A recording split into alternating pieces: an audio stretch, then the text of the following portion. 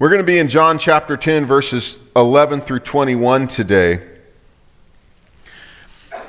It's a human nature thing, I think, that we get used to something and it loses the importance. It loses the luster sometimes. It loses the impact. I had the pleasure of growing up in the Pacific Northwest, and I grew up on the only live but dormant volcano within a city limits anywhere in the United States, in the continental United States. And there were, everywhere you looked, you could see, whether you looked north or south, you could see a whole row of different volcanoes, different mountains, and they're gorgeous. And we lived in the most lush valley called the Willamette Valley that sits in between the coastal mountain range and the Cascade Mountain range.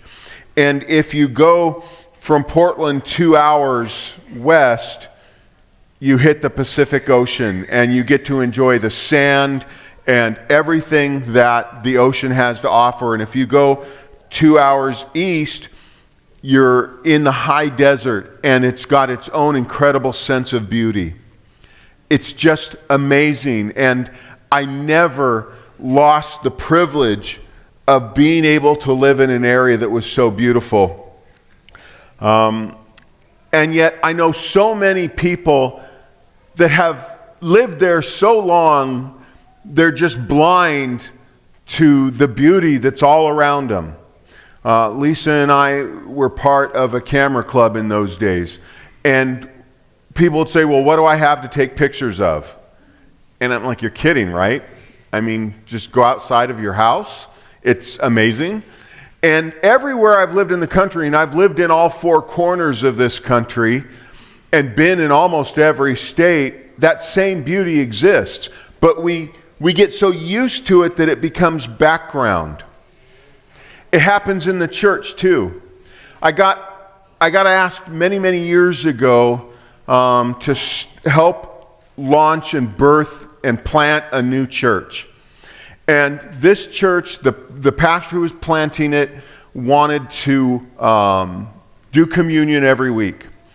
And I loved that idea. I love communion. I love what it does for me. I love just the feeling of holiness, of being able to come that way into the presence of God.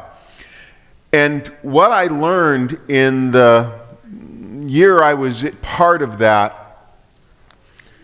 is that, like the mountains and the absolute beauty of the Northwest, communion became background noise. And they'd all line up and come down front similar to what we do.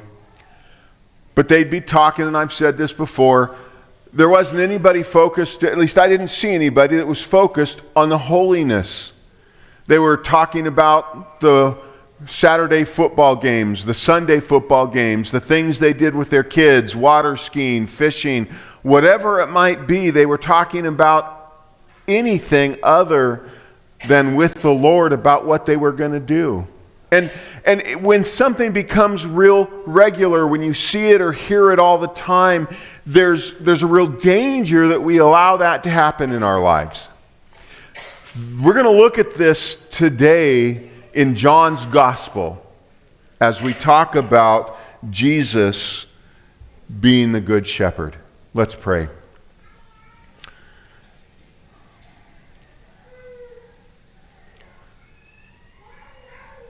Lord, it is so easy to remember the religious facts that we even believe and trust in, but lose the deeper truths and the joy from those truths because of the facts. So help us to remember today.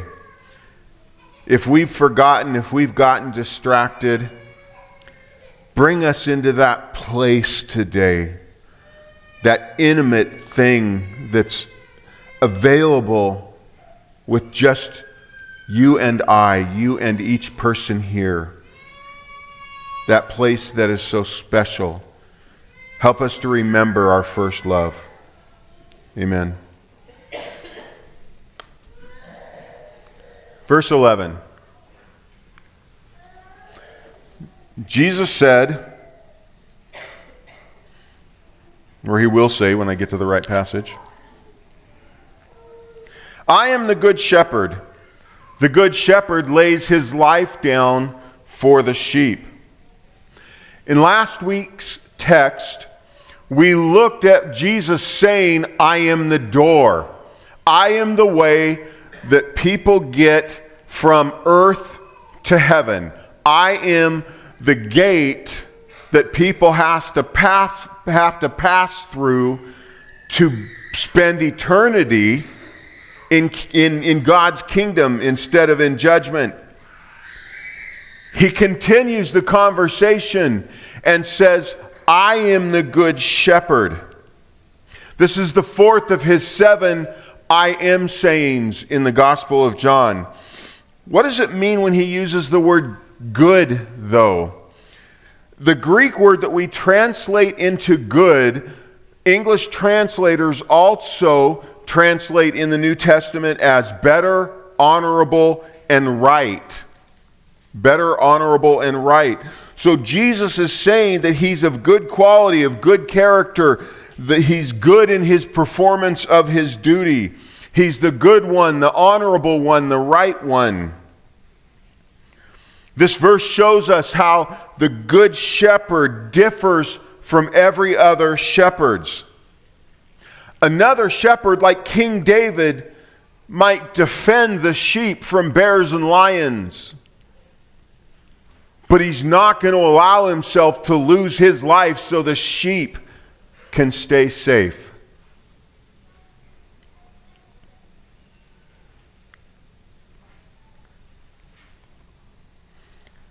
Jesus says, he who is a hired man and not a shepherd, who does not own the sheep, sees the wolf coming and leaves the sheep and flees. The wolf scatters them and snatches them. He flees because he's a hired hand and cares nothing for the sheep. This shouldn't be hard to understand. I remember having a conversation back in my corporate life when I was in advertising. I had a panel of business owners with me, small business owners. And I asked them, what is the one thing that keeps you up at night? And to a person, their response was, I can't hire anybody that cares about my business the way I do. And you know what? That's true. And the reason it's true is even the best employees are there for a paycheck. They're not looking for the long term. They're not, most of them, maybe there's a rare one that does. But for the most part, they're working to earn a paycheck so they can provide for their needs and goals and desires. And their needs and goals and desires aren't the future of your business. We focus on what is important to us. No matter how good an employee is, they're ultimately there for their wages, not to take risks for your business. When real danger comes, shepherds abandon their sheep. They don't own them, and they're certainly not going to give up their life willingly for them. That's what separates the good shepherd from everyone else. Jesus says, I am the good shepherd. I know my own, and my own know me. Just as the Father knows me, and I know the Father, I lay my life down for the sheep. Jesus speaks of 2 separate relationships here, and I don't want you to miss these. The first is the relationship between the Son and the Father. The second is the relationship between the sheep and the shepherd. How well does the Father know the Son? He knows him perfectly, intimately. He's known him for all of eternity. They know each other perfect in every way. How well does the good shepherd know his sheep? The exact same way. Perfectly, intimately. The good shepherd created his sheep. The Good Shepherd knows every error and every bad decision and every rebellious act the sheep will ever commit before he ever pulls them into his flock. And he does that because he loves them. That's an incredible relationship between the sheep and the shepherd. Jesus loves his sheep so much that he will soon lay his life down for them. And I have other sheep that are not of this fold. I must bring them also so that they will listen to my voice. So there will be one flock and one shepherd. This is the first hint that God's chosen people, the Hebrew people, aren't the only people in Jesus' flock. We'll see more as we continue in the Gospel of John. For this reason the Father loves me, because I lay down my life that I may take it up again. No one takes it from me, but I lay it down of my own accord. I have the authority to lay it down, and I have the authority to take it up again. This charge I have received from my Father. Now, don't take this as a conditional statement. He says, for this reason the Father loves me, because I lay down my life for the sheep. Don't take that as a conditional statement. God is not withholding his love from Jesus until Jesus goes to the cross. Rather, the Father loves the Son because the Son willingly comes down and offers his life for the sheep that God has chosen for him. Jesus not only willingly gives his life, he says, but he has the authority in himself to take his life back up again. Think about that. He doesn't die and need the Father to raise him up. He raises himself up. Because as God, he has the authority to do that. In the New Testament, there are 3 passages. One says the Father raises the Son. One says the Son raises himself. And one says the Spirit raises the Son. All of the Trinity was involved in the entire act of the crucifixion and the resurrection. He does this, he says, because he loves his sheep. And because this is the charge his Father has given him. There was division again among the Jews because of these words. Many of them said, "He is a demon. He's insane, and we listen to him." Others said, these are not the words of one who is oppressed by a demon. Can a demon open the eyes of the blind?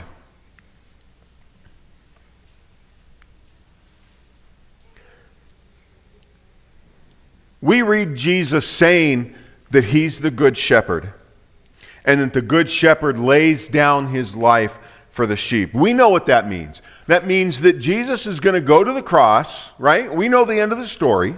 He's going to go to the cross. He's going to willingly give his life. He's going to willingly give his life to pay the price for our sins that we can't pay. And then after 3 days, he's going to raise himself from the dead to prove his authority over death and his authority to forgive sins. Because of all this, John writes in his first chapter of this gospel this: "But to all who did receive them, he gave them the right to become children of God, to those who believe in his name, who were born not of natural descent or of the will of the flesh or of the will of man, but of God." But we can get so focused on what Jesus did for us that we can forget why. We can get so focused on the trees, we can't see the forest, so to speak. If we only see Jesus as our way to heaven and our protection from hell, we don't understand what it means that He is the Good Shepherd. If you come to church regularly and you're listening, you hopefully hear a gospel message. You hear that Jesus died for you, that if you are His disciples, if you are His followers, and you commit your life to Him as His servants, then you will be saved and you get to go to heaven. In our culture, it can be easy to understand and focus on that fact, on that truth, and miss the reason why, and forget the beauty behind the salvation. Jesus isn't just our supernatural fire insurance policy. He's not just the thing that keeps us from going to hell. He's the Good Shepherd.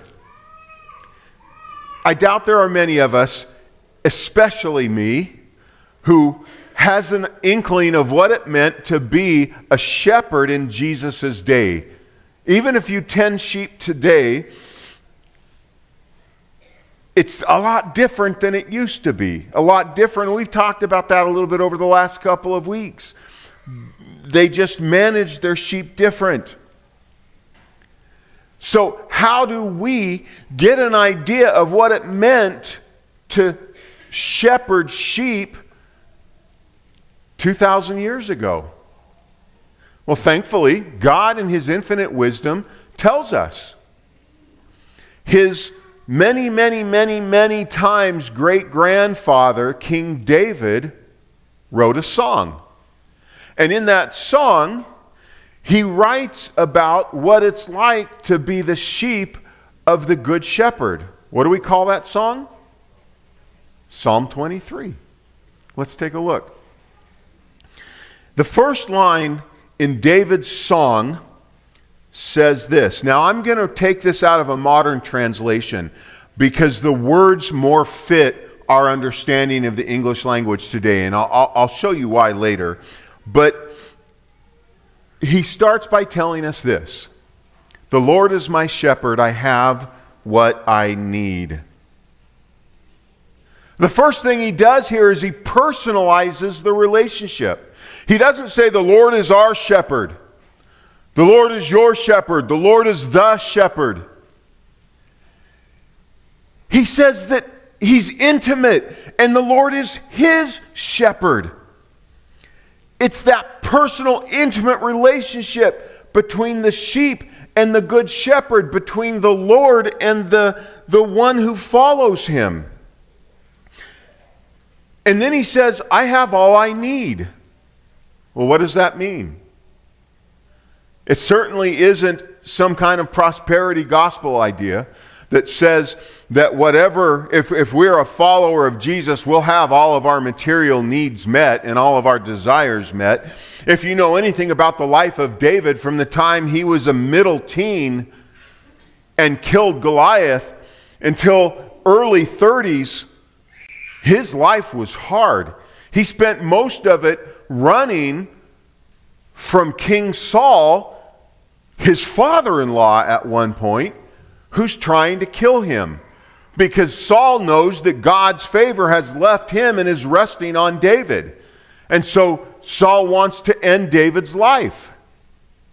His life was not easy. He went without a lot, and he went hungry a lot. So it doesn't mean that he has all the material things he wants when he says, I have what I need. David is acknowledging that because the Lord is his shepherd, regardless of his physical circumstances, he was divinely loved and cared for. Regardless of what happened to David, whether he ate or went hungry, whether he was running or resting, he knew that God loved him and cared for him and would meet his needs. He was not alone or helpless. Like sheep, when we are left to our own, we wander. When sheep wander, which they do, they're utterly helpless, totally, completely defenseless.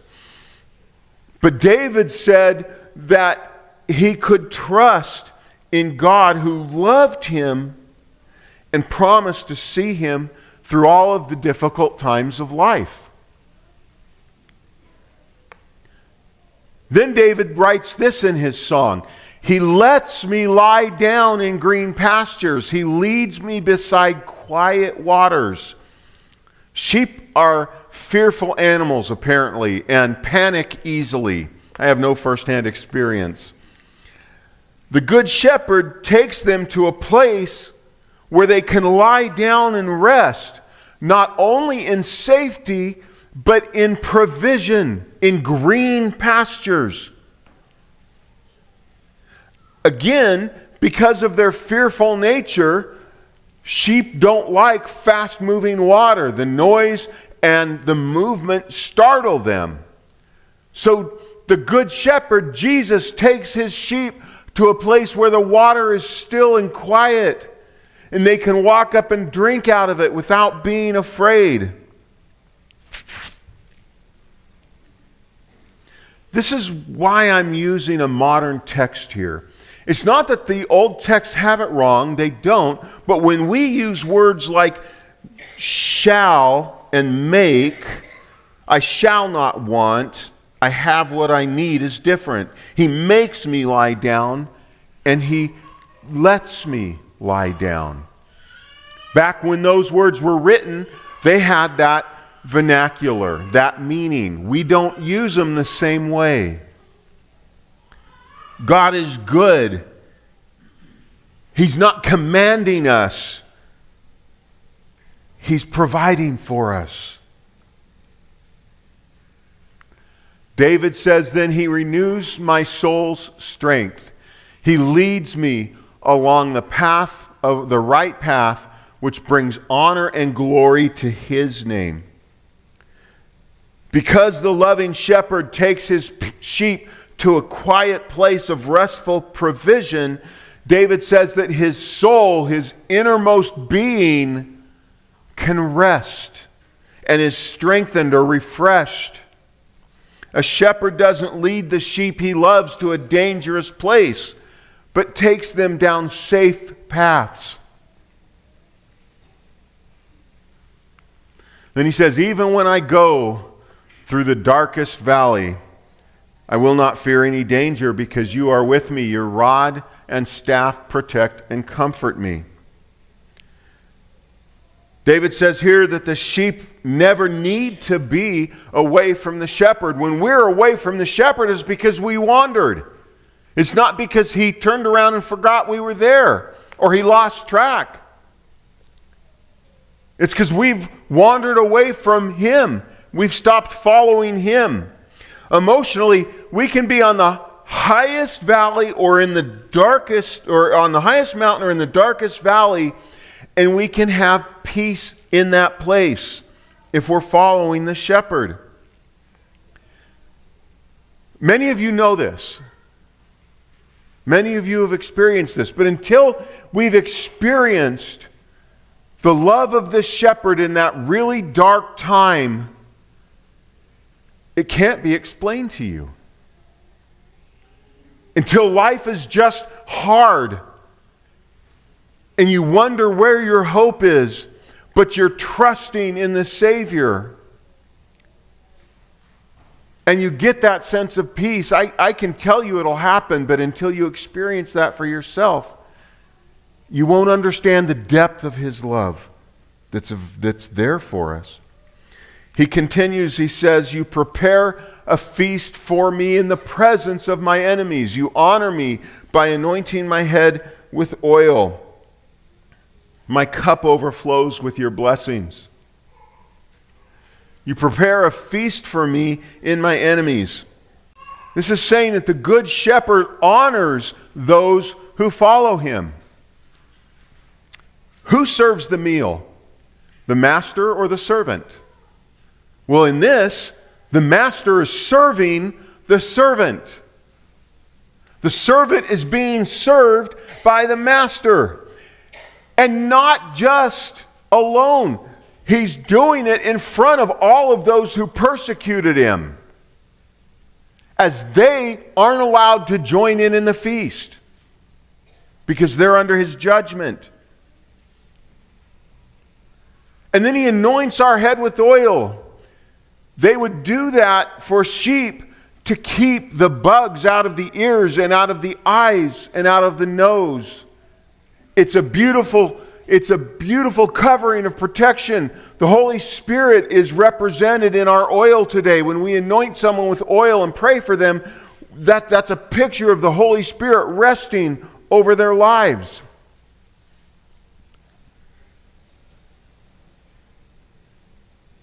And then he says, my cup overflows. He doesn't just give us what we need. We don't get just enough salvation. We don't get just enough God. We get him in an overabundance of mercy and grace and love. Finally, surely your goodness and unfailing love will pursue me all the days of my life, and I will dwell or live in the house of the Lord forever. We don't need to pursue God. God pursues us with his love. Last week, we sang the song, Goodness of God. In that, the bridge says this, your goodness is running after me. Running after me. That's a picture of the prodigal son, the parable of the prodigal son. As soon as the son returns to the father sees him from far away and doesn't, oh, I'm so glad. I can't wait till my son gets back to me. What's he do? He goes running after the son that's returned in an incredibly undignified manner. Something no Hebrew father would have ever done. God loves us. The old hymn says this, the love of God is greater far than tongue or pen can ever tell. It goes beyond the highest star and reaches to the lowest hell. O love of God, so rich and pure, how measureless and strong, it shall forevermore endure the saints' and angels' song. He's the good shepherd, friends, because he loves us. And we can get so focused on the fact that his love gives us salvation, which is part of his love. We could not have that without him. That we forget the depth of the intimate, loving relationship that's available to us, not because of what we've done, but because he is the good shepherd. He's not just the good God. He's the good shepherd who comes alongside of us, takes us down the path we need to be, takes us down the path that honors him and his Father, and sees us along the way, and gives us peace when we need it. Matthew 11, come to me, all you who are weary and burdened, and I will give you rest. Take my yoke upon you, for my burden is light and my yoke is easy, and I'll give you rest for your souls. Might have butchered that a little bit, but you get the point. Remember today, not just the God who saves us from the fires of judgment, but remember today the good shepherd who loves you and walks you to the quiet waters where you can lay down and rest, knowing that you can close your eyes because the good shepherd is there guarding and watching over you. Amen?